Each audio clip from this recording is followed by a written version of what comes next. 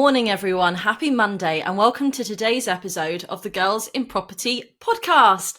Hope you're all doing well today. Hope you're all having a wonderful Monday morning, wherever you may be. So today I have somebody who I've been wanting to get on the podcast for some time. He's absolutely fabulous. He does amazing techniques and strategies within the no money down world, does lots of investing, and is an all right, really cool, awesome guy. So today I would love to introduce you to Motiul Islam. Hey!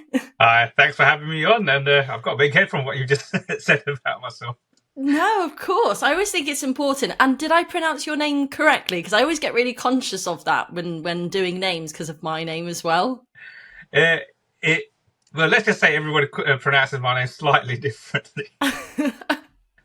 It's so hard though, isn't it? Always when you're trying to be like, is that how you pronounce your name? Is that correct? And I always like to double check because if people mispronounce my name, I just sort of like, right, okay. I get Anthea quite a lot. Is it? So Okay. yeah, I'm like, no, that's not quite how you pronounce my name. No, for me, not many people know this, but until I went to Progressive, most people didn't even call me by my first name. Most people used to call me by my surname. So I was quite almost confused when people were calling me by my first name. Really? Yeah. So what? They never called you by your name? Why did they not call you by your name? So let's just say, being Bengali, you get two names. You get one for the house and one for outside. And I was never called by what was on, let's just say, my birth certificate and passport. So I've got a different name at home. But after school, college, university, I was always called by my surname. So I've never been used to people calling me by my first name. So when people ask, how do you pronounce it? Well, everybody's pronounced it slightly differently. And I just go with it. You're like, yeah, just call me M. Just call me whatever. Yeah. I love that. And Motiul, for people who haven't met you before, perhaps haven't heard of you, as it were, could you please start off by introducing yourself? Tell everybody a little bit about you, what you do within the property sector, your personal life, and then we can take the conversation from there. Yep. So I've been a property investor, stroke landlord for 20 plus years now.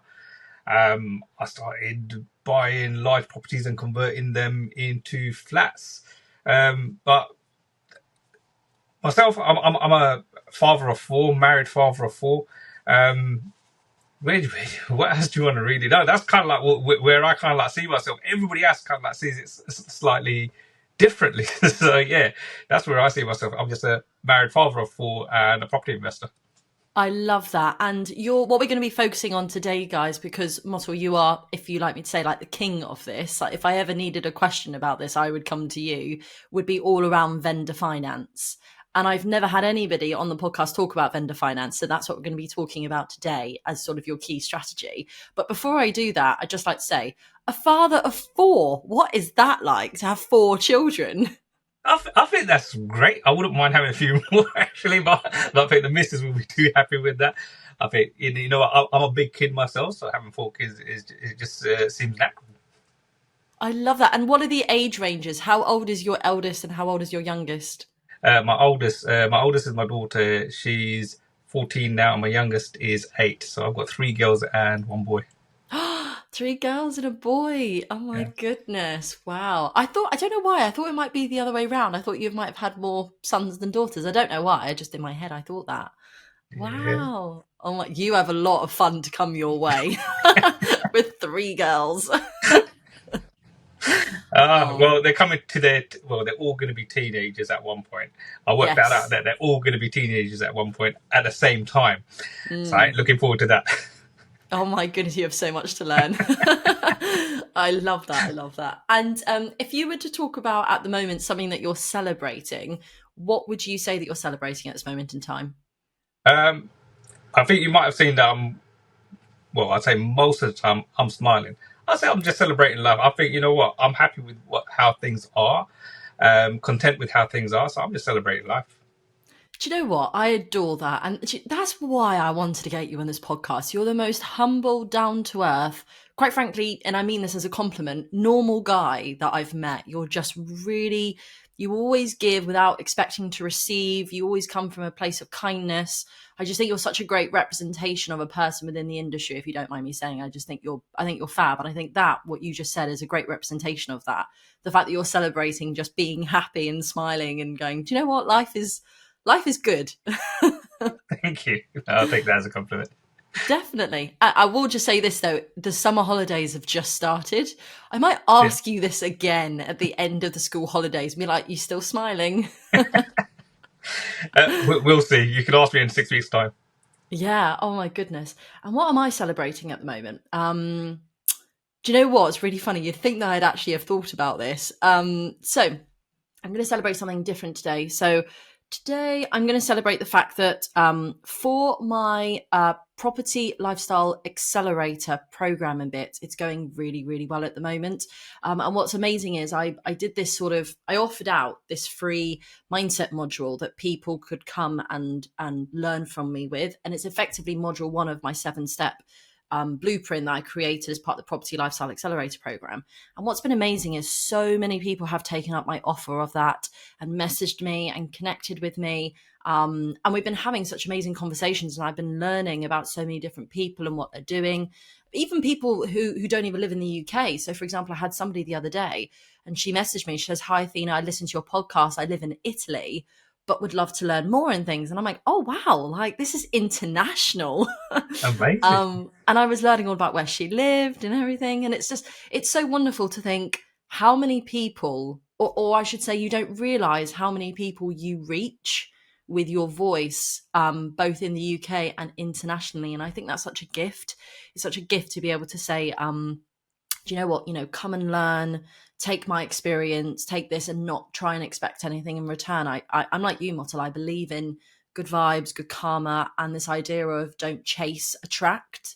And I'm really beginning to understand what that actually means through the Girls in Property community, podcast, events, people coming to me, asking me for mentoring who I haven't even reached out to, just because they're hearing my voice and they're hearing other people speak about me within the industry in a, well, I assume a positive way, otherwise they wouldn't reach out. And I think that's such a great thing to celebrate, is this idea of, I'm just going to put my torch out and see who comes my way, which is such a wonderful place to be and a much more calmer place to be as well. So yeah, I'm going to celebrate that, which is cool. That's amazing, because I remember seeing you 2 years ago when I first met you, and how you've grown since then. I mean, I know a lot of people have imposter syndrome, or they think, can we do this, or can I do this? But the way you've actually grown and your confidence has just exponentially grown. It's been amazing to see that. It's really nice to see it as well. And the fact that you're not just taking it for yourself, but you're happy to share it and like spread the word or spread it with people. That's nice. That's good. And I think that comes back. Whatever you put out there, it comes back to you. So that's really nice to see. Thank you. And I love that. And actually, I should say to the listeners, so the property course that I did, Motiul, you were literally one of the mentors, I don't know what mentors is the right word to use here. And I remember being that as you say, that sort of inexperienced person sat there going, Motiul, how do I do this? What do I do? And we had lunch together and you were like, you'll be okay. Everything will be fine. And now 2 years later, look at us. We're sat here and I'm like, fancy coming on my podcast? And you're like, yeah. The world is a weird place, but a wonderful place, a wonderfully weird place. So let's talk vendor finance, because I know you love to talk about vendor finance. And what I'm going to do is I'm going to treat this episode as if I know nothing about vendor finance, so that I ask you questions that I'm sure people listening to this who would like to learn about it can sort of start with the basics and then learn how they can do it for themselves. So first of all, can we start with the absolute basic of, please explain what vendor finance is? Okay. So we have to slightly jump out of the box that most people are already in. So when you are investing in property, usually you have a process that you think is the normal way. So first of all, we need to throw that all away and come away from that. You have to be open to go back to basics, basically, right? So what is vendor finance? It's as simple as the person that's selling you the property is lending you the money for the property. Now that might sound, hang on a second, the person selling me the property is also giving me the money for the property. They're not physically giving it to you, and that's why people get a little bit confused. So what is vendor finance? Vendor finance is somebody giving you their asset and expecting you to pay them slowly or later. So it's almost like if you went to DFS and you bought a sofa and you bought today and paid later. That's basically, in a nutshell, what it is: buy now, pay later. I love that. They effectively become the bank, don't they?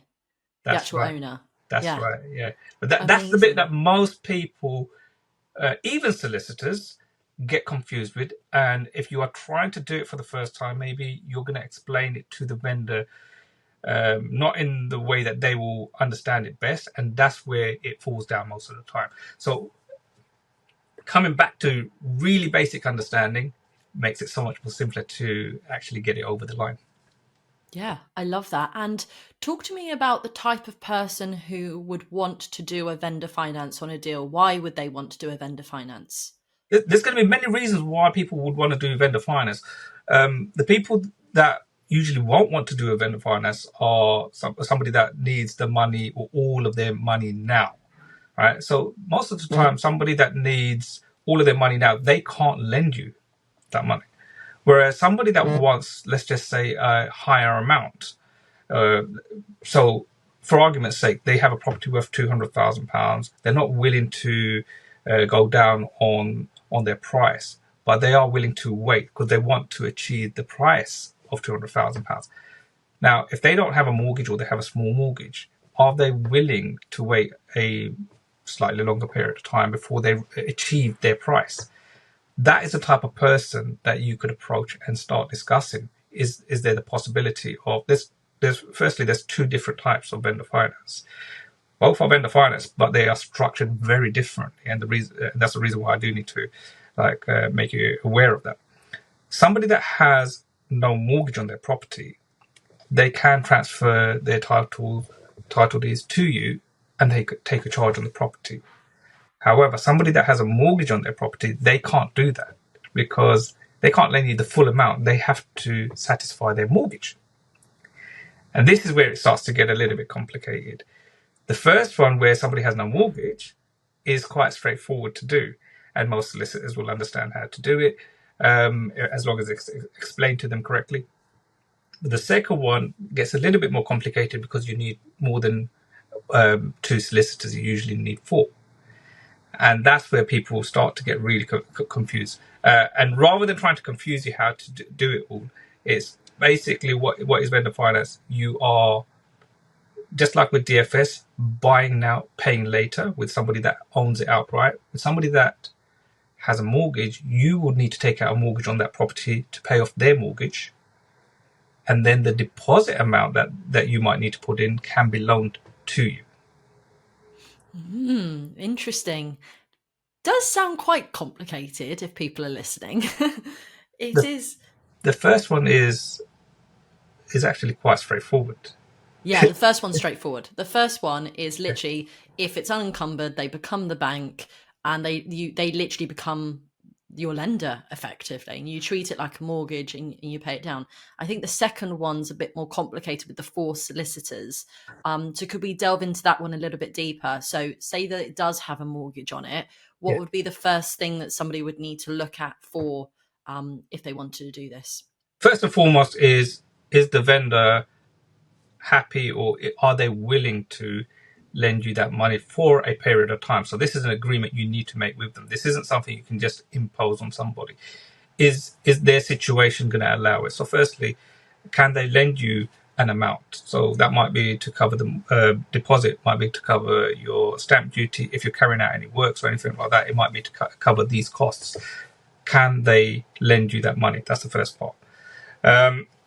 Once you've done that, you do need to raise the money for a deposit. So you do need to have that money, right? So if you don't have any money, it's not going to work. So you do need to have the money for the deposit. That's the first part.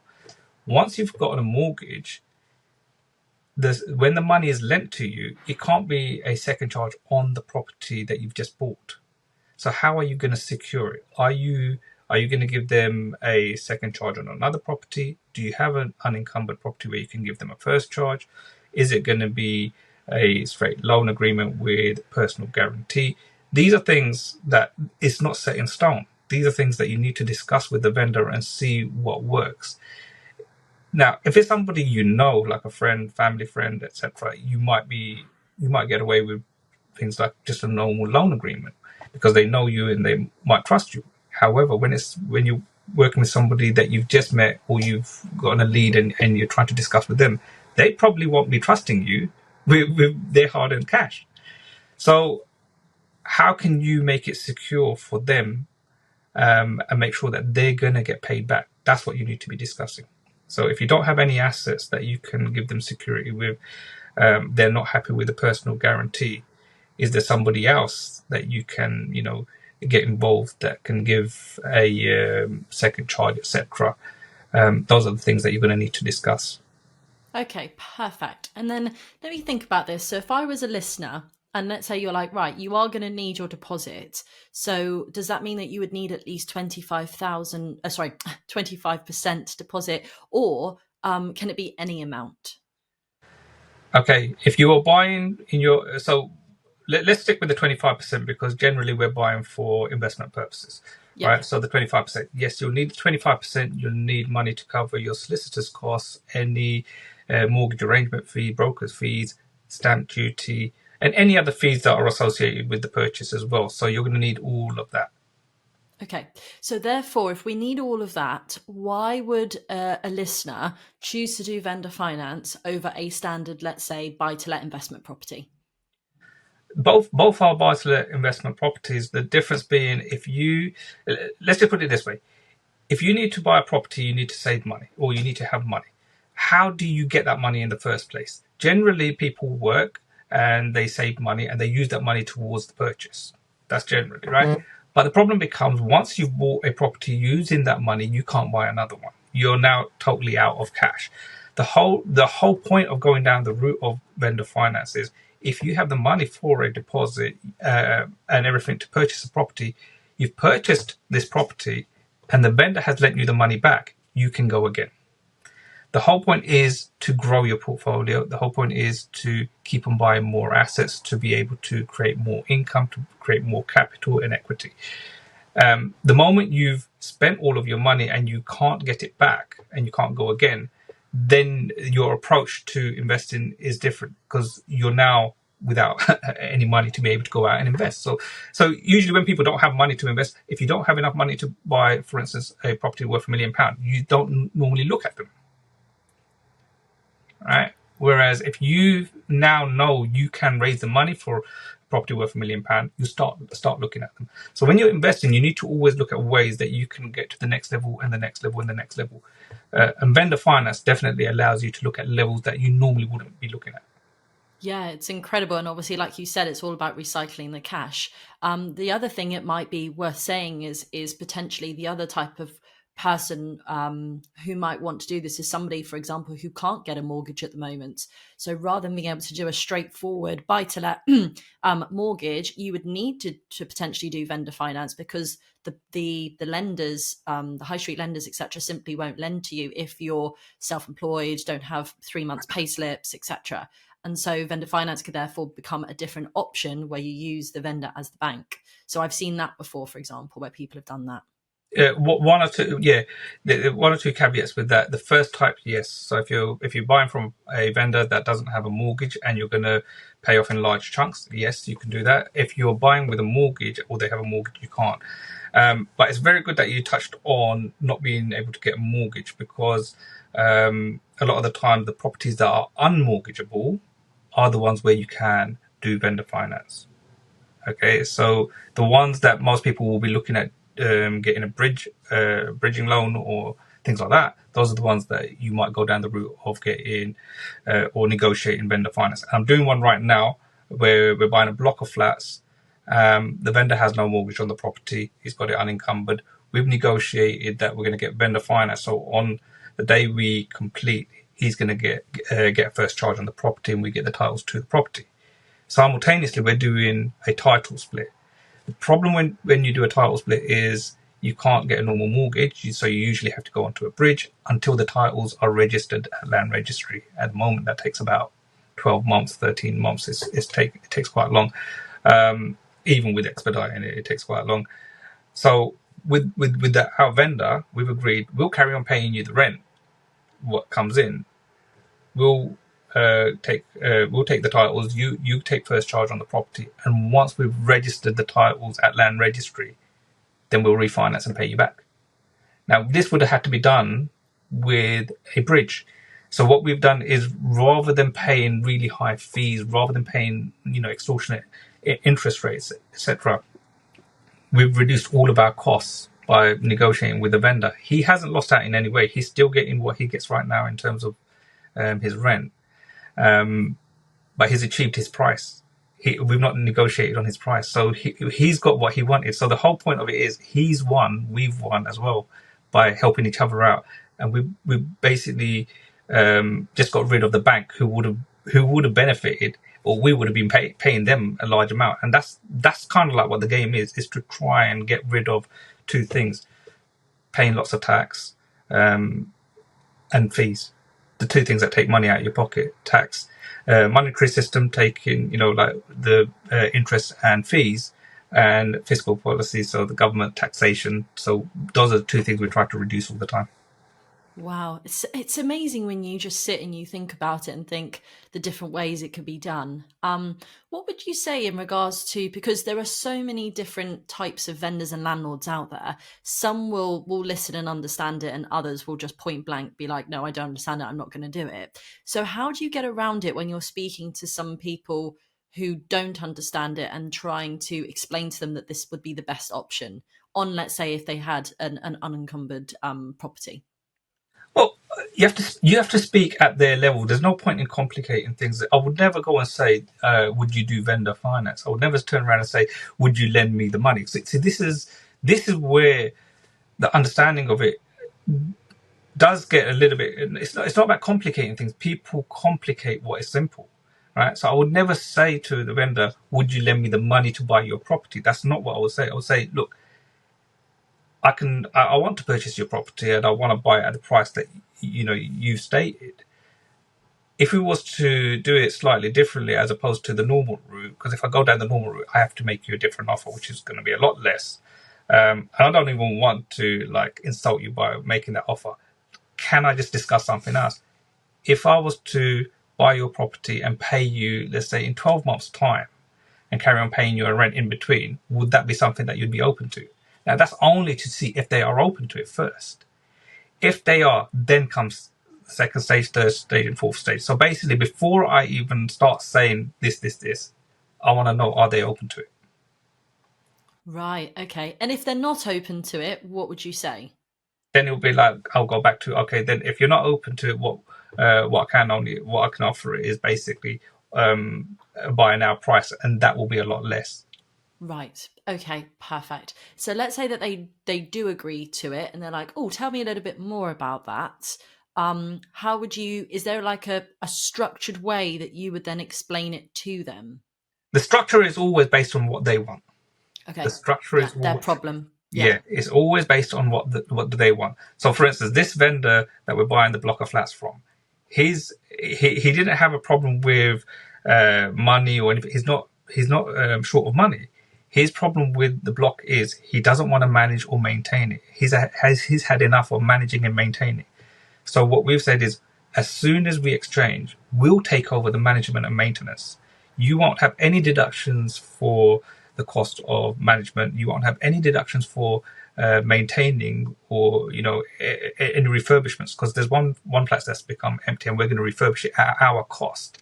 So we've told him, look, there'll be no cost to you, including like the management cost. You'll get the full rent. That's what we'll pay you until we have got the titles registered at land registry, and that's when we're going to refinance, and then you're going to get paid the price. You're not going to get any deductions at all, even on that. So what's changed for him? He's done a paper transaction. Nothing else has changed. We've got the titles. He's got first charge. He carries on getting what he's getting right now. Right? So to him, nothing in terms of has anything really changed apart from the titles and the first charge. Nothing else has changed. he carries on. If anything, it's better for him because he's not getting charged any management fee, any voids, any maintenance costs. And at the end of it, he's gotten paid the price that he wanted. Yeah, it's so much quicker. And also then you haven't got to get lenders involved, which takes time and everything. So actually I mean, how quick, I mean, obviously everything differs and I appreciate that. And I'm sure it depends, but traditionally, how quick could a vendor finance deal be therefore? It'll be the same as a normal purchase. It'll be the same as a Okay. normal purchase because you've got to do the same due diligence, searches, conveyancing, etc. Everything else is exactly the same. Every purchase of a property is different, so it depends on what you're buying and how you're doing it. But generally, it's exactly the same as doing a normal purchase. You don't have the added issues of what do your, like the bank or your lender, they might have some extra requirements. You don't have any of those. But I would still carry out a survey as normal as well. Of course. Yeah, absolutely. And as I'm sat here listening to you, I'm thinking to myself, this sounds very similar to, for example, something like a lease option agreement. So how does it differ to a lease option with the vendor finance? With vendor finance, you've actually bought it. So there's three that are similar. You've got exchange with delayed completion, you've got lease option, then you've got vendor finance. So I'd say that at three stages. A lease option gives you the option to buy something. So you're renting it and you have the option to buy it, but that doesn't obligate you. So you don't have to buy it. With an exchange with delayed completion, you've exchanged on it, so you are now contractually obliged to buy it, and the vendor is obliged to sell to you. And you might have a date set when you're going to complete as well. So the difference between those two is one you don't have to buy, and the other one you do. With vendor finance, it's neither of those two. You've already bought. You've already bought the place. So with a lease option, the vendor will probably still have their mortgage if they have a mortgage. So if a vendor does have a mortgage on the property, where it's more complicated, it might be a better option to go down the lease option route, depending on their situation. Right. Okay. So interesting. And then one question I don't actually know the answer to, which I'm really curious about. So you're speaking about if the vendor has a mortgage on the property. So when you go to actually purchase it and exchange, at that time, could there be two separate mortgages on the property? No, No, just one. no, yeah. Yeah. Yeah. And that would be still their mortgage. Yeah, They so would keep the mortgage. yeah, so on exchange, if the exchange and completion is done on the same day, you would on the same day their mortgage would get paid off, and your mortgage would then come into effect. So basically, your mortgage lender would lend the money. Basically, what would happen is your mortgage lender would lend the money, and that would go to the vendor solicitors, and they would redeem their mortgage. If there is a delay between exchange and completion, it would be their mortgage that would be in place. And on completion, again, the exact same thing. Your lender would lend the money, that would go from your solicitor to their solicitor, and then their mortgage would be redeemed. Amazing. And would you say that you had to get a specialist type of solicitor who understands this, or could you just go to a typical conveyancing solicitor? I don't like to use conveyancing solicitors for anything creative. I like to use commercial solicitors, and I do always ask my vendors to use commercial solicitors as well. Sometimes they don't. Whenever they don't, it's always made my life difficult. So I always like to use commercial solicitors. With commercial solicitors, they understand options. They understand all the different creative ways to do things. They're happy to discuss stuff. With conveyancing solicitors, they're kind of like boxed in, and it's a tick box exercise for them. And if they don't know where to tick the box, they get confused. And I know it sounds, silly. Somebody that's really educated sounds confused, but they do get confused and they don't do it correctly. Yeah, yeah, definitely. And then in terms of how you would find these type of deals, for example, have you ever tried to actually go through the estate agents to acquire these deals, or is it traditionally direct to vendor? Direct to vendor's the best, but your agents will bring you more deals as well. So now, if you have an agent that understands what you're capable of, they're one of your best friends because they'll bring you deals that generally most people. So if you normally, when you're working with agents, they won't bring you stuff that works in this way. But if they know you can do it, the stuff that doesn't work for other people, they'll bring to you and see, can you get it over the line? Because for them, something that they can't get a commission on is just wasted. However, if they can work with you and you can still get that over the line, they're still getting a commission. And ultimately, that's what you got to work out. What is in it for them? And if you can explain that you can get deals over the line that other people can't, they're still earning a commission. Yeah, I always say this to try and explain it to them and to make friends with the agents. I've always said this. I'll tell you what's so frustrating. I don't know if you have this. When you've got a really good agent, you've got that good connection, you've explained everything, you get some good deals together over the line, and then they move away. They then move, and you're like, oh my God, I've lost them.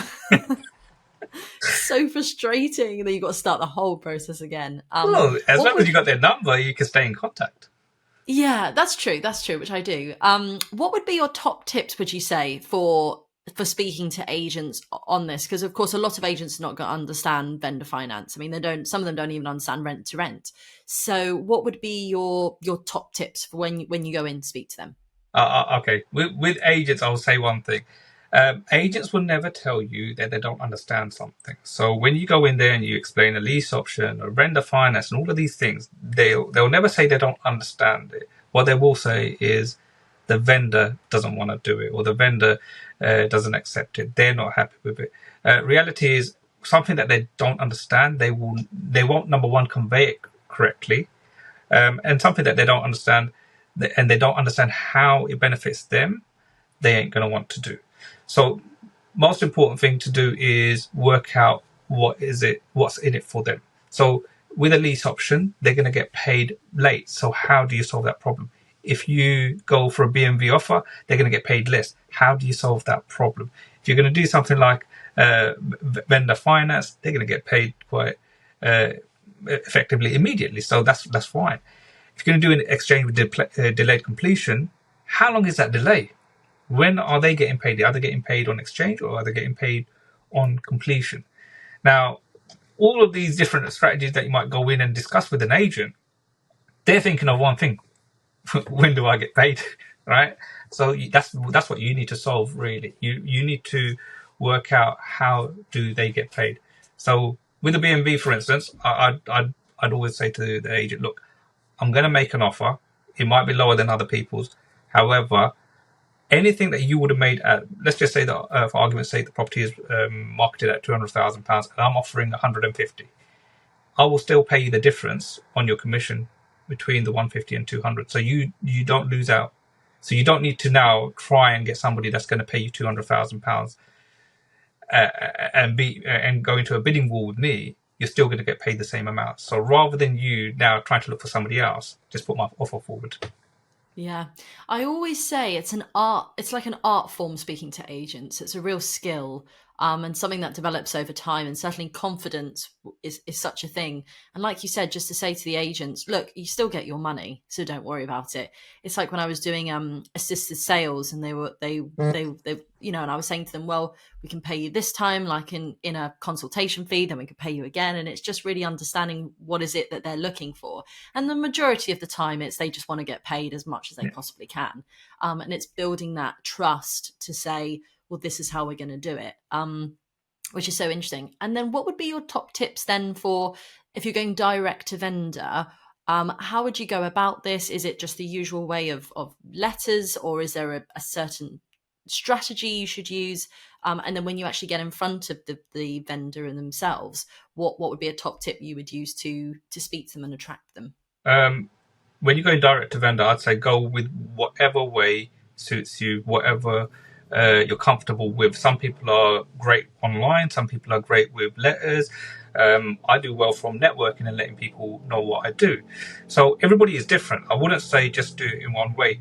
At the end of the day, deals are everywhere and they come from different avenues. So don't just go for one avenue, because if that stops, then all of your leads will stop. So always explore different avenues. Always let people know what you do. That's probably one of the tips I would say is worth putting out there. Let people know what you do, because if people don't know what you do, they're not going to come to you for it. Yeah, Uh, exactly. And I can imagine you, for example, at your networking event, because you host a networking event in Stratford, which is fab. And I can imagine you, somebody who didn't know who you were, to stand there and explain maybe about, do you have this problem as a vendor? Do you have this problem? Do you have this problem? Well, this is how we could solve it. And then what you're doing again, you're not chasing, which is what I said earlier. You're then attracting the owner to then come and speak to you to say, Motto, I need your help. I own this property. How can you help me? How can you buy this from me? yeah, And therefore, they then come to you. And I think that's such a great way to be. So I think, for example, on socials, if you're somebody who's thinking this is a great strategy for you, put posts up to say, oh, this is what a problem could be. Is this your problem? This is how it could be fixed. Contact me to find out more, and then get them to then contact you. I always think that's such a good one, because people then feel that you're always, isn't it, problem solving. I spoke about this with Sophia Botchway 2 weeks ago. It's, what is the problem? How can we solve the problem? And she says, instead of calling herself a property investor, she's just a problem solver. yeah, And I think that that's such a good outlook to have. It's like, what's your problem? How can we help? yeah. And I think that's great advice. And separate question actually to vendor finance, because I always on this podcast like to explore all sorts. In terms of like your networking events and things, how have you found that? Have you, for those people out there who are thinking of starting their own networking events, myself included, I have my own. What would you say would be the best way to really keep the networking events going? Because let's face it, it's so difficult, particularly in school holidays, or to try and attract people to come once and then come again and again. How have you found that as an event host? I launched a PPN at the beginning of lockdown. Actually, we launched on the day we got told we're going into lockdown, so probably not the best of times. And to add to that, and I don't think most people would be aware of this, I'm a proper introvert, right? So when I said I'm going to launch a networking event, a lot of people were quite surprised. It went totally against everything, as in my comfort zone. It's totally outside of my comfort zone to do a networking event.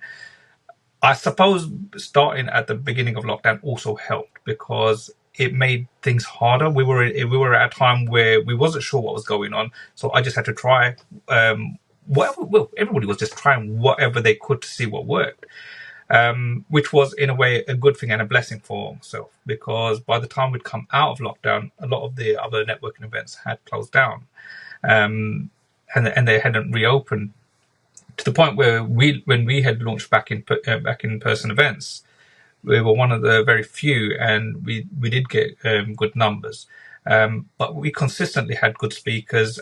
And I think one thing about networking or running or hosting networking events is you got to make it personal. You got to make it an extension of you, because it is. People will come for the speakers. People will come for the other people that attend. People will also come for you. And depending on who you are as a host and how you are as a host, that's how you should run it. You shouldn't. I looked at many other different hosts and I was like, maybe I should model it like this. Maybe I should model it like that. And in the end, I found actually just be yourself and do things how you do things. And if people like it, they will come. And if they don't, that's not your tribe. That's not your crowd. So don't worry about it. And I think that's when I started doing that, it really worked. And yeah, I have to say, it is an extension of me. And people that come, they kind of like see that I'm just very friendly and personal and like with people. And the event is very like that. It's a very friendly crowd. And that's why I think we've done well. Yeah, it's amazing. And so many people speak about your event as well. So for any listeners who are listening to this, am I right in thinking it is Stratford, isn't it? That's right. Yeah. So anyone who's in London, or even not, the surrounding area, go and check it out. And what day, how, like, it's once a month. When is it usually in the month? Right, we're on the second Tuesday of the month. We're both in person and online, so we're one of the only ones that is hybrid. So yeah, you can join us from anywhere in the world as well. Oh, that's cool. I love that. That's amazing. And that's such good top tips, because I obviously do quite a lot of networking events and hosting, and I've got actually some really cool collaborations coming up as well, which I can't divulge the information of yet, but the information's coming soon. Amazing.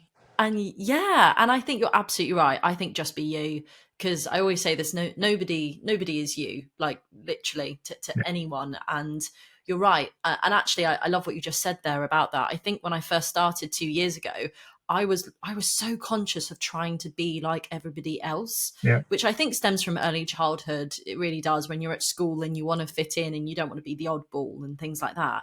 And you're like, right, well, how should I do it? This is how they do it. This is how they do their socials.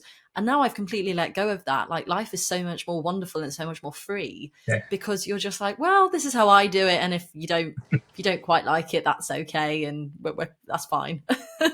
So I think that's a really good thing that you just said for anyone who wants to start their own networking event, which I know a lot of people do who ask me about it. Just start, perfect later, find your tribe, keep going, and consistency would be my key advice. I would say just keep consistent, keep doing it. Yeah.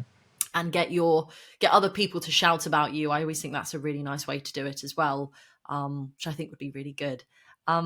And then my final question then before we go on to property disasters, Motiul, would be just going back to vendor finance again, would be, so if somebody was sat getting into property or already in property, I should say, let's say they've got a buy-to-let portfolio or service accommodation or HMOs, whatever it may be, and they're now thinking, right, I need to expand my portfolio. I haven't got a massive pot of cash, so I need to use and recycle the same pot of cash I've already got. What would be your absolute, let's say, top 3 tips of what you think they should do, and use an example of what maybe you did when you first started to get this really off the ground with vendor finance? Okay. So I'd firstly say, look, vendor finance is a tool. I'd say another thing as well. Although I'm a property investor, I don't consider myself firstly as a property investor. So I don't go out looking for property. I go out looking for problems. Now, all I do is solve problems, and as a result of what I do, I get property. Right. So I don't. That's why I say I'm not actively looking to buy properties, but I am actively looking to solve problems. If off of the back of that I don't get nothing, that's fine. But majority of the time, when it comes to property, by solving these problems, I acquire property. So that's my approach to how I invest in property. Now, somebody that's looking to grow their portfolio, whether they've got one or whether they've got a few, you first need to work out where you are as an investor, because everybody's got a slightly different journey. You're going to have different experience. You're going to have different amount of money or access to capital, and you're going to have different time, as in like amount of time that you can put towards your business, your property business. Depending on where you are, you're going to take a slightly different approach. Yeah, so I would never give the same advice to 2 different people, because they're going to have differences in time, money, and expertise. And then it's going to be, where do you want to get to? What is it you're trying to achieve? When you know what you want to achieve, you can build a roadmap from where you are to where you want to go. That's what I would advise one, as opposed to just saying this is what you should do, or you should be using vendor finance, or you should be using lease options. Reality is, if you're finding problems and you're using the tools, whether it be exchange with delayed completion, vendor finance, lease options, or whatever the tool is, you should be using them as tools, not going out there and trying to impose that on every deal, because that's where people go wrong. I think that's great advice. It really, really is great advice. And it's not one shoe fits all. It very much is tailor-made. And it's about really, I always say this, it's about asking lots of questions, lots of open questions, finding out about them, and then saying, right, is actually this the best strategy? I always talk on this podcast, and I always say, let the strategy choose you. So it's not about, right, I'm going to force vendor finance onto this poor person. It's like, well, actually, does vendor finance make the most sense? Yeah. Or is it a lease option? Or is it exchange with delay completion? Or is it a rent corporate lease? Like, what is it that we think actually could work? And then the strategy will just flow from there. So yeah, I think that's great advice. Thank you so much for that. I think that's absolutely brilliant. And then to finish off in style, if we were to think about a property disaster for you, which I'm sure you have so many, I can only imagine the amount that you actually have, in a wonderful way. I mean, because you invest so much. I didn't mean because you're awful. I mean because you invest a lot. That came out so wrong. What story would you like to share with us? Yeah, you are right. There are so many. I mean, I'm sure everybody's got a builder experience where everything went wrong.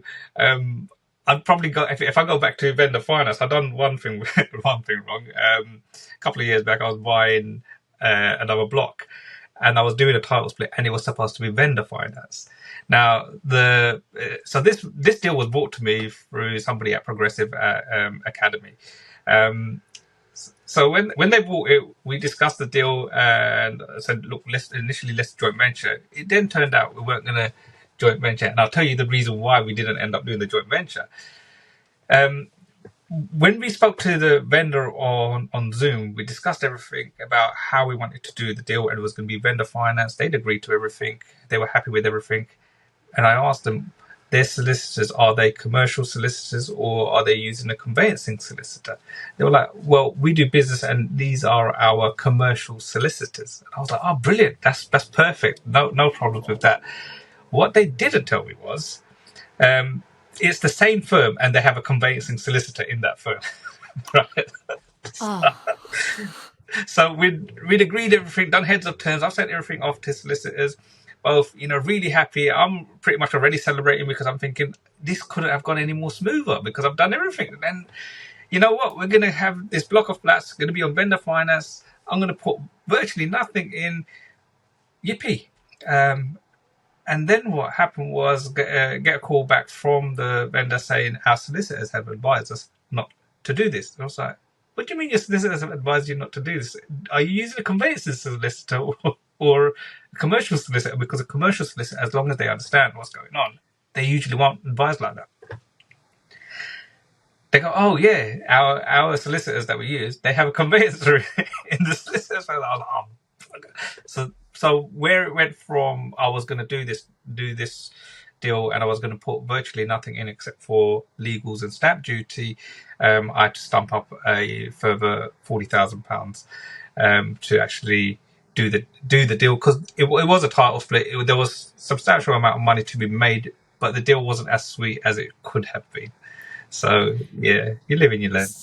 So what happened in that moment then? So he went to he said he actually had a conveyancing solicitor who advised him he shouldn't do it. So why did you then have to stump up another 40 grand? What was that for? Okay, so the difference was it was supposed to be we were going to exchange and complete on the property at the same time. It's very similar to the deal that I'm doing right now. We were going to do the title split, and on completion, I was going to refinance the property and pay them off.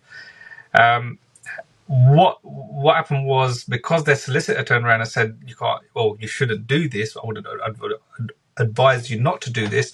I ended up having to get a private investor involved, and instead of getting vendor finance, the private investor lent the money, and I needed to put in a deposit.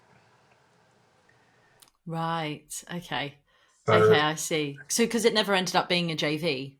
It never ended up being a JV because the person that bought the deal initially, what they said they could do, they were not able to do. And we then worked out also our visions weren't fully aligned. And there were other things, telltale signs, which I thought, you know what, rather than having a long-term relationship with somebody that we might not see eye to eye, it's better to just nip it in the bud. So I paid them a sourcing fee for the deal. Yeah, nice. Do you know what though? That doesn't sound too much like a property disaster because you still got the deal in the end, which I did get is pretty the deal, good. But it cost me a lot more. Yeah, but was it still a good deal? It was a good deal.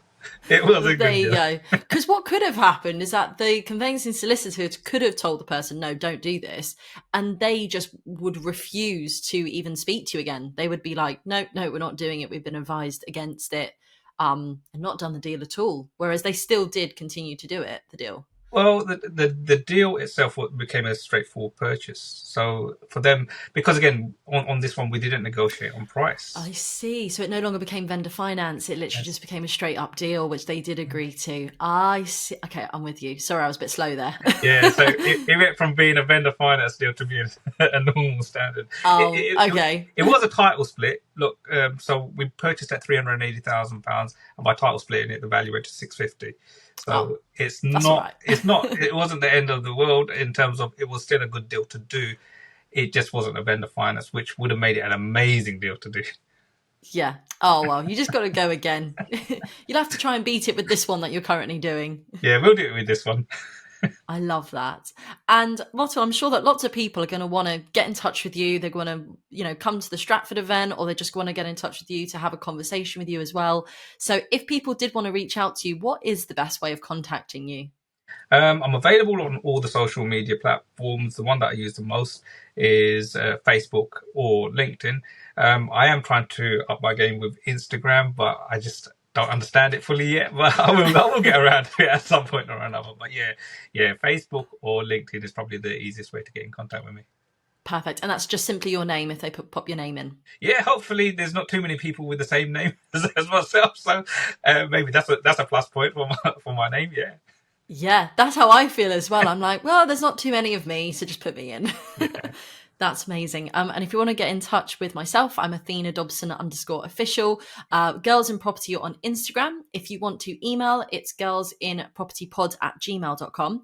And then don't forget, if you want to learn more about the community group, we've got over 50 women now. If you want to learn more about the gala that's happening on Saturday, the 7th of December, just go to www.girlsinproperty.co.uk. And any questions you've got for me, just simply get in touch. If you want to learn more about my mastermind, not mastermind, sorry, my mindset module that I'm offering as a freebie as module 1 as part of my 7-step blueprint formula, then just DM me the word mindset. Or if you want to talk more about the gala or community for Girls in Property, just DM me the word community and we'll have a chat. But Motiul, thank you so much for coming on today. It's wonderful to get different people from different walks of life, different perspectives, talking about different strategies. So I really appreciate your time. Thank you for today. Thank you for having me. Really, really enjoyed it. No problem. Enjoy your Monday, guys. Take care. Bye. Bye.